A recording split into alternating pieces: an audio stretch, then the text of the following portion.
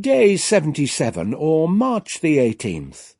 Leaders, be followers where God's concerned. Our thoughts today are from 1 Samuel chapter 13, verses 8 and 9. He waited for 7 days, the time set by Samuel, but Samuel did not come to Gilgal, and Saul's men began to scatter.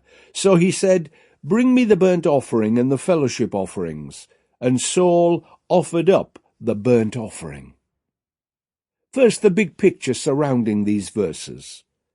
Saul hadn't been king very long before he started to bypass God's guidance and substitute his own. It was to be the ruin of him. Foolish actions and unwise vows resulted in a dreadful word from God to Samuel. Chapter 15, verse 11. "I am sorry that I ever made Saul king, for he has not been loyal to me and has refused to obey my command."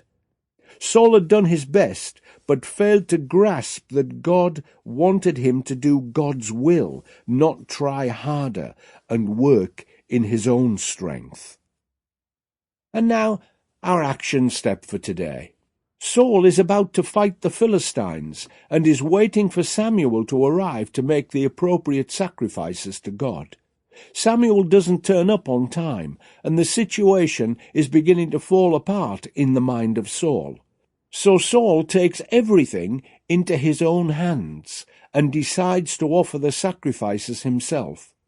Saul was a member of the tribe of Benjamin, but the sacrifices could only be offered by a priest from the tribe of Levi. Saul simply takes the law into his own hands and makes the offerings, and then Samuel turns up. Saul had allowed circumstances to determine his actions. It's a problem many of us experience from time to time.